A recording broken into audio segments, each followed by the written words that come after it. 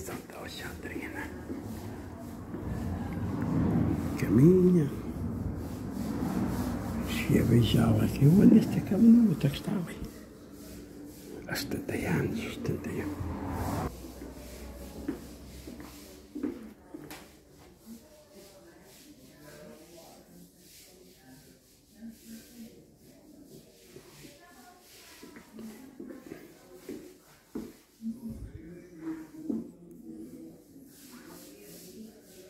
A máquina de costura, e aqui o alçapão, que ela e a irmã de Olinda, uma vizinha, costurava, e os malandros vieram ali pela porta, ela não abriu, eles foram por baixo e abriram, e botaram a máquina, eles botaram aqui a máquina aqui em cima da porta, do alçapão, mas eles conseguiram botar, e depois as outras fugiram, e ela saltou ali abaixo da ramada, e 4 metros, ficou depois paralisado, e por isso ele também. Não sei se é coisa do destino, o que é, pronto, são coisas que... Sim, senhora. Santa Alexandrina de Balazar. Olha ali o Padre Mariano Pinho também. Padre Mariano Pinho era o diretor dela espiritual. Quando ela estava na cama e o demónio, muitas vezes ele, ao fim da missa, vinha aqui e rezava aqui missa e quê, mas depois o demónio, de vez em quando, empurrava da cama contra a parede, mas um dia estava aqui a dizer missa e então ele levou o demónio e botou-lo abaixo da cama, ele começou a ler lá o livro e aquilo, ele fugiu logo, que o demónio dizia, anda para mim que eu não te vais sofrer, deixa-se impostor Jesus. O demónio queria levá-la.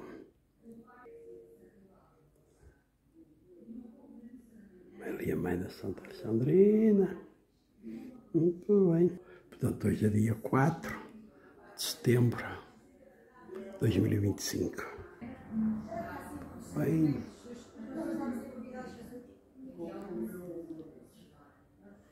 Aqui fala da família do comendador Pimenta Machado Guimarães, amigo da Alexandrina, que mandou fazer a capela de Jesus no cemitério. Senhora.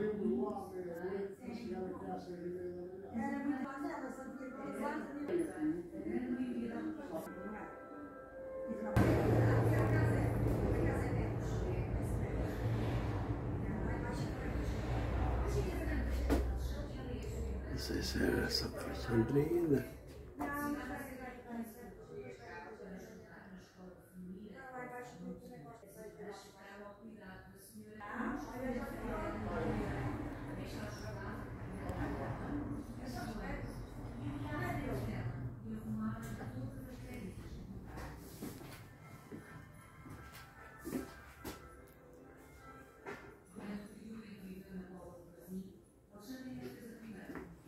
Família da turma da Augusta, médica, Beata Alexandrina.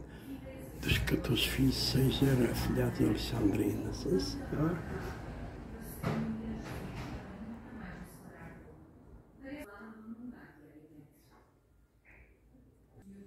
Era assim que se dizia o pão antigamente, não é? E senhor, tinha aqui umas coisas. É normal. Olha, tinha um cilindro antigo, é verdade. Lenha, as panelas, tem o pialo ali e tem aqui a lareira. A minha maior satisfação era dar-lhes daquilo que tinha para comer, privando-me assim do meu alimento. Quantas vezes fiz isto? Apesar de muito criança, ainda dei muitas vezes conselhos a pessoas de bastante idade. Essa sensibilidade estendia-se à contemplação da criação. Pelos 9 anos, quando me levantava cedo para ir trabalhar nos campos e quando me encontrava sozinha, punha-me a contemplar a natureza, o romper da aurora, o nascer do sol, o cheiro das avezinhas, o murmúrio das águas entravam em mim numa contemplação profunda, que quase me esquecia de que vivia no mundo. Por isso é que Deus chegava a deter os meus passos e ficava embebida neste pensamento, o poder de Deus. Isso é verdade. Estou na casa de Alexandrina. Ao serviço da paróquia, Alexandrina tornara-se catequista e cantora do grupo coral. serviço pelo qual tinha uma paixão especial. Esta Sabrina, menina revelava uma personalidade atenta, generosa e educativa, santa, mas também com traços de teimosia e vaidade. Pela igreja, Subia às santa brincava ainda, energicamente com os amigos, mas ela já em vida fazia defendia-se muitos com milagres. facilidade e procurava estar sempre bonita.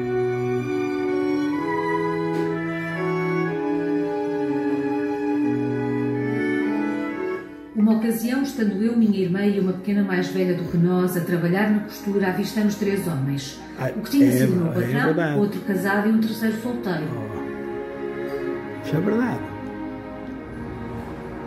É uma Diolinda e uma vizinha e os homens estão filmes. Minha irmã, percebendo alguma coisa e vendo-os seguir o nosso caminho, mandou-me fechar a porta da sala.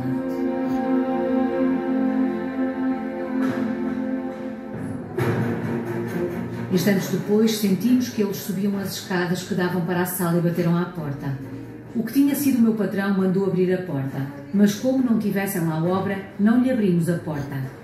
O meu antigo patrão conhecia bem a casa e subiu por umas escadas pelo interior da habitação e os outros ficaram à porta onde tinham batido.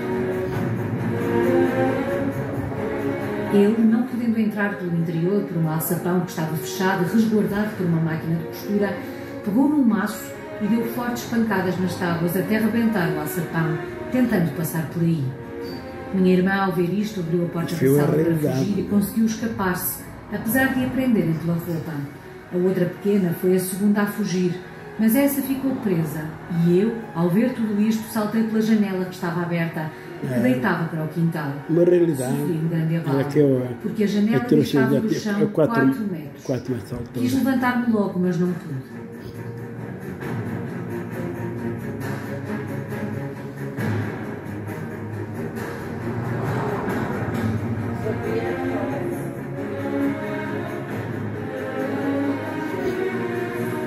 Isto é imitar, mas já foi uma realidade.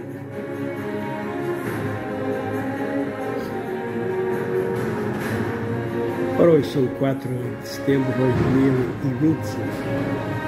Viver as obras, como é que estava? Cheia de coragem, peguei no pau e entrei pela porta do quintal para o eirado onde estava a minha irmã a discutir com os 2 casados.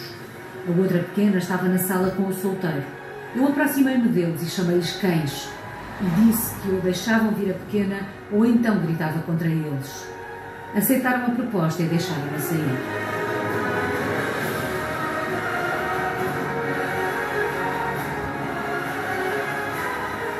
De tudo isto não contamos a ninguém, mas a minha mãe veio a saber tudo. Pouco depois comecei a sofrer mais e toda a gente dizia que foi do salto que dei. Os médicos também afirmavam que muito concorreria para a minha doença. Tinha Alexandrina 14 anos. Ao longo dos anos da sua juventude, as dores físicas foram se agravando e progressivamente as dificuldades em caminhar e em alimentar-se foram aumentando, chegando mesmo a sofrer algumas incompreensões daqueles que amava e respeitava. Em 1925, com 21 anos de idade, passou a viver no seu quarto, na sua cama, incapacitada de caminhar. Os primeiros meses foram de grande tristeza, fazendo promessas para alcançar a cura, mas continuou na mesma condição. Era a sua irmã Diolinda que atendia a todas as suas necessidades. Auxiliou-a até ao fim da sua vida. Passava os dias distraindo-se com as conversas das visitas, o jogo das cartas, etc. Mas com o passar do tempo foi consagrando o seu dia à oração. Pela manhãzinha principiava a fazer as minhas orações, começando pelo sinal da cruz, e logo me lembrava de Jesus sacramentado, fazendo a comunhão espiritual e dizendo esta jaculatória: Sagrado Coração de Jesus, este dia para vós. Repetia-o por 3 vezes, depois continuava: A vossa bênção, Jesus, eu quero ser santa. Ó meu Jesus, abençoai a vossa filhinha que quer ser santa. Nesta atitude dócil deixou de pedir a cura e aceitou a sua condição, em conformidade completa com a vontade de Deus. Tinha um desejo forte de oferecer sacrifícios em reparação pela salvação das almas, como vítima expiadora, e queria fazer companhia a Jesus sacramentado nos sacrários. Ó meu querido Jesus, quero ir visitar-vos aos vossos sacrários, mas não posso, porque a minha doença obriga-me a estar retida no meu querido leito de dor. Faça-se a vossa vontade, Senhor, mas ao menos, meu Jesus, permiti que nem um momento se passe sem que à portinha dos vossos sacrários eu vá em espírito dizer-vos: meu Jesus, quero amar-vos, quero abrasar-me toda nas chamas do vosso amor e pedir-vos pelos pecadores e pelas almas do purgatório. Alguns anos após acamar, Alexandrina sentiu uma interpelação de Jesus para dedicar a sua vida a sofrer, amar, reparar. É desta época a bela oração que compôs e que intitulou o Hino aos Sacrários.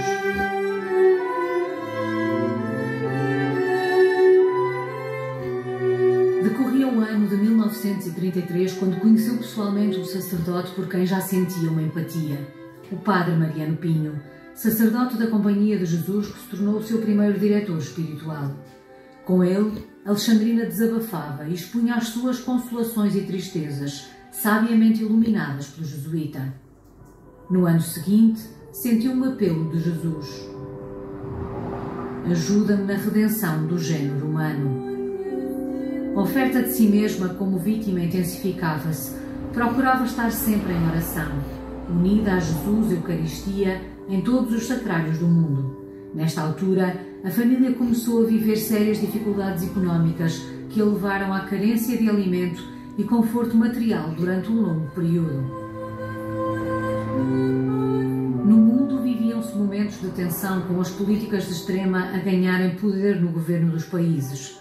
Em 1936, a Guerra Civil na vizinha Espanha dava a conhecer o início de atrocidades que culminariam na Segunda Guerra Mundial. É neste contexto que, em 1935, Jesus faz um importante pedido a Alexandrina. Manda dizer ao teu Pai espiritual que, em prova do amor que dedicas à minha Mãe Santíssima, quero que seja feito todos os anos um ato de consagração do mundo inteiro num dos dias das tuas festas escolhidas por ti, ou Assunção, Purificação ou Anunciação, pedindo a esta Virgem sem mancha de pecado que envergonhe e confunda os impuros, para que eles a recuem no caminho e não me ofendam, assim como pedi a Santa Margarida Maria para ser o mundo consagrado ao meu divino coração, assim o peço a ti, para que seja consagrada a ela com uma festa solene. Tinha pedido muitas vezes esta consagração para que se alcançasse a paz. O padre Mariano Pinho esforçava-se por fazer chegar este pedido aos ouvidos do Santo Padre, escrevendo pessoalmente para a Santa Sé e incentivando também as autoridades eclesiásticas a fazê-lo. 3 anos depois, em 1938, Jesus insistia, referindo-se ao Padre Pinho: diz-lhe que escreva ao Santo Padre: eu que quero a consagração do mundo à minha Imaculada Mãe. Só por ela poderá ser salvo, e se ele fizer penitência e se converter, ela é minha rainha, a rainha do céu e da terra. Nesse mesmo ano, na primeira sexta-feira do mês de outubro, deu-se o primeiro êxtase doloroso e movimentado em que os presentes viram desenrolar-se o drama da paixão, bem audível, desde a agonia do Horto das Oliveiras até à crucificação, ficando sempre ocultos os estigmas, tal como ela pedira a Jesus. Estes êxtases da paixão virão a ocorrer todas as sextas-feiras, cerca de 3 horas.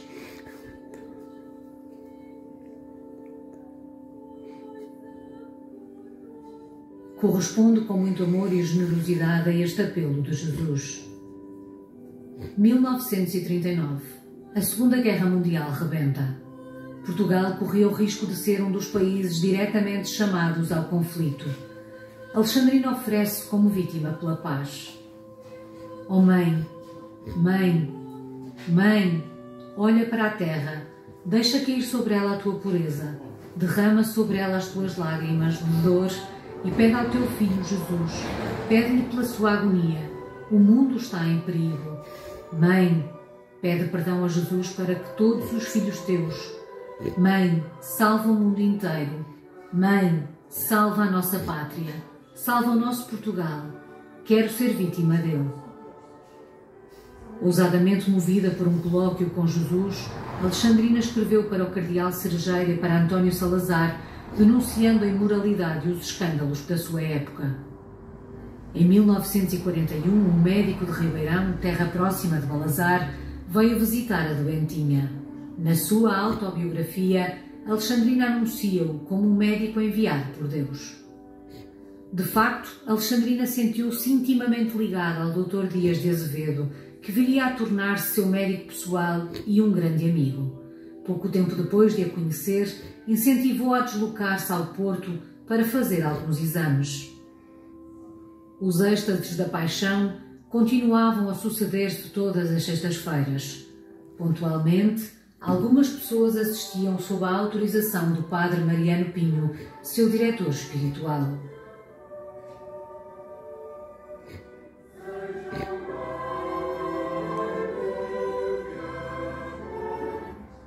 A polémica sobre Alexandrina instalara-se. Como consequência, o padre Mariano Pinho ficou proibido de manter qualquer contacto com ela, causando-lhes um sofrimento indizível. Algum tempo depois, foi-lhe permitida a correspondência por carta apenas. Para assegurar o conforto espiritual da sua dirigida, o padre Pinho contatou o padre Alberto Gomes da Póvoa de Lanhoso, que se tornará o confessor de Alexandrina até à morte. 1942. Alexandrina deixou de viver os êxtases da paixão visíveis iniciados em 1938 e passa a vivê-los intimamente, sem se movimentar fisicamente. Na mesma época, surgiu outro fenómeno extraordinário. Foi Jesus que lhe deu a conhecer o porquê deste fenómeno. Não te alimentarás jamais na terra. O teu alimento é a minha carne. O teu sangue é o meu divino sangue. A tua vida é a minha vida. De mim a recebes, quando te bafejo e acalento, quando uno ao teu o meu coração. Tirei-te o alimento. Faço-te viver só de mim. Sabes para quê, minha filha? Para mais e mais luz. Para mais provar aos homens o meu poder, a minha existência. Ai daqueles que não querem ver. Bem-aventurados os que veem e creem. Naturalmente esperava-se que Alexandrina não sobrevivesse pela ausência de alimento, mas o tempo ia passando e a sua condição física era estável. O seu único alimento diário era a Eucaristia, levada pelo pároco, o padre Leopoldino Mateus. Entretanto, à Santa Sé já haviam chegado muitos pedidos de consagração, aos quais se uniram a voz de Alexandrina, do padre Mariano Pinho e até da irmã Lúcia, entre muitos sacerdotes, bispos e cardeais. Por isso, o Santo Padre, o Papa Pio XII, decidiu não adiar mais a consagração do género humano ao coração imaculado de Maria, a qual Jesus vinha pedindo desde 1935. Em junho de 1944, por convite insistente de pessoas movidas de compaixão pelo abandono em que Alexandrina tinha sido deixada, chegava a Balazar um padre salesiano. Haviam-lhe pedido para ir levar um pouco de conforto a uma alma e ele não pretendia outra coisa. O religioso compreendeu que naquela alma se passava alguma coisa de excepcional e que à volta dela existia uma série de problemas dignos do mais sério estudo. Deus enviava-lhe um jovem sacerdote salesiano, o padre Humberto Pascoal, que se tornaria o seu segundo diretor espiritual. A partir de 1947, as visitas à sua casa aumentaram sem parar. Os visitantes faziam intermináveis filas à porta de sua casa e, em pequenos grupos, entravam no seu quartinho, permanecendo lá por alguns minutos. A todos, com paciência, exortava à conversão, ao amor aos irmãos, a Jesus e à mãezinha, como gostava de chamar a Nossa Senhora. Jesus chamava-a missionária, pescadora de almas. Pedia-lhe que propagasse um meio de salvação, a devoção das primeiras quintas-feiras. Minha filha, minha esposa querida, faz que eu seja amado, consolado e reparado na minha Eucaristia. Diz em meu nome que todos aqueles que comungarem bem, com sinceridade e humildade, fervor e amor, em 6 primeiras quintas-feiras seguidas e junto do meu sacrário passarem uma hora de adoração e íntima união comigo, lhes prometo o céu. Recebeu sempre de Jesus a missão de chamar as almas e as conduzir ao seu sagrado coração. Minha filha, como Santa Margarida Maria, eu quero que tu acendas no mundo este amor do meu sagrado coração, hoje tão apagado nos corações dos homens. Acende-o, acende-o. Eu quero dar-lhes o meu amor. Eu quero ser o amado deles.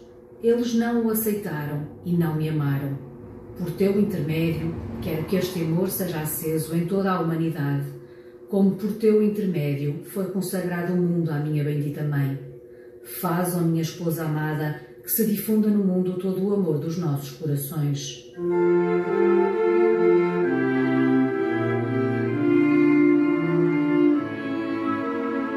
A intervenção caritativa de Alexandrina também foi notável. Às milhares de pessoas que a consultavam no seu quartinho, aconselhava e prometia a sua intercessão. Quando me contam as suas misérias, sinto em mim querer abraçá-las, acariciá-las. 13 de outubro de 1955. Alexandrina partiu para o céu. Milhares de pessoas acorreram a Balazar para lhe prestar homenagem.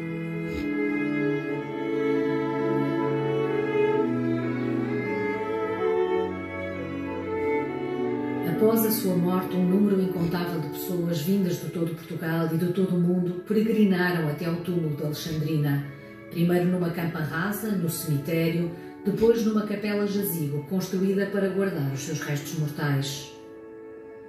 Aos bispos diocesanos ou às autoridades eclesiásticas que a eles são equiparadas pelo direito, compete o direito de investigar sobre a vida, as virtudes, o martírio e a fama de santidade, sobre os possíveis milagres e, eventualmente, sobre o culto de um servo de Deus para o qual se pede a canonização. Por este motivo, e à medida que o número de peregrinos aumentava, o Sr. Arcebispo de Braga, Dom Francisco Maria da Silva, ponderava a abertura de um processo que conduzisse à beatificação e canonização de Alexandrina. O Tribunal Eclesiástico de Braga começou por interrogar as testemunhas do processo, 48 testemunhas, entre familiares, amigos e entre outras que a conheceram pessoalmente. Em 1973, o processo é encerrado, contando com a presença do postulador-geral dos salesianos, Padre Carlos Orlando. Nesse mesmo ano, a Congregação para as Causas dos Santos, na Santa Sé, dá início ao seu rigoroso trabalho de analisar todos os escritos e testemunhos. No dia 12 de janeiro de 1996, Alexandrina Maria da Costa é declarada venerável pela Congregação para as Causas dos Santos. Consta no caso presente e para o efeito de que se trata que a serva de Deus, Alexandrina Maria da Costa, virgem secular, membro da Associação dos Cooperadores, SDB, praticou em grau heroico as virtudes teologais, fé, esperança e caridade, tanto para com Deus como para com o próximo. 25 de abril de 2004, o momento tão esperado, a beatificação. Maria Madalena Azevedo Gomes Fonseca, natural de Ribeirão, casou-se cedo e migrou para a França. Aí residiu e trabalhou até lhe ser diagnosticada a doença de Parkinson. Eu me senti muito feliz, não por mim, mas por Alexandrina.